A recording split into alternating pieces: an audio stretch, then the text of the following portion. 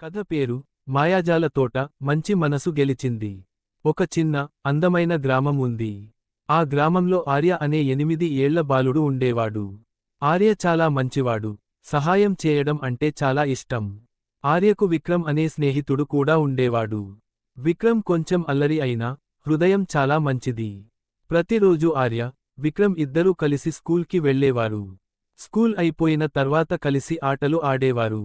వాళ్ల నవ్వులతో ఆ గ్రామం ఎప్పుడూ ఆనందంగా ఉండేది. ఒకరోజు స్కూల్ అయిపోయిన తర్వాత ఆర్య, విక్రమ్ ఇద్దరూ అడవివైపు నడుస్తూ వెళ్లారు. అడవిలోకి కొంచెం లోపలికి వెళ్లగానే వాళ్లకు ఒక అద్భుతమైన తోట కనిపించింది. ఆ తోటలో రంగురంగుల పూలు, చిన్న చిన్న చెరువులు, చిలిపి జంతువులు కనిపించాయి. ఆర్య ఆశ్చర్యంతో అన్నాడు, విక్రమ్, ఇంత అందమైన తోట నేను ఎప్పుడూ చూడలేదు. విక్రమ్ ఆనందంగా నవ్వుతూ, ఇది నిజంగా మాయాజాల తోటలా ఉంది అన్నాడు. ఇద్దరూ ఆ తోటలో నడుస్తూ ఉండగా ఒక చెట్టు మీద నుంచి చిన్న పక్షి ఏడుస్తున్న శబ్దం వినిపించింది. ఆర్య ఆగి చూశాడు. ఒక పక్షి తన గూడు విరిగిపోయిందని బాధపడుతోంది. చిన్న చిన్న పక్షి పిల్లలు కూడా భయంతో ఉన్నాయి.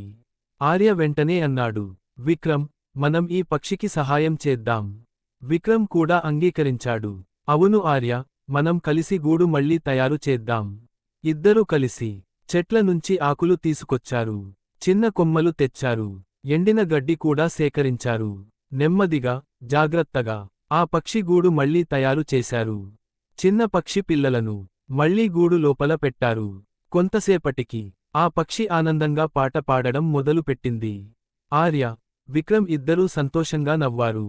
అప్పుడే ఆ మాయాజాల తోటలో పూలు ఇంకా అందంగా వికసించాయి. సూర్యుడు మరింత ప్రకాశంగా మెరిశాడు.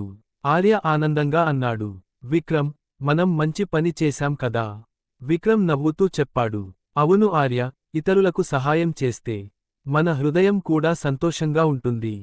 సాయంత్రం అవ్వడంతో ఇద్దరూ ఇంటికి తిరిగి వెళ్లారు. ఇంట్లో తాత వాళ్లను చూసి అడిగాడు, ఈ రోజు ఎందుకు ఇంత సంతోషంగా ఉన్నారు? ఆర్య, విక్రమ్ మాయాజాల తోటలో జరిగినది అంతా తాతకు చెప్పారు.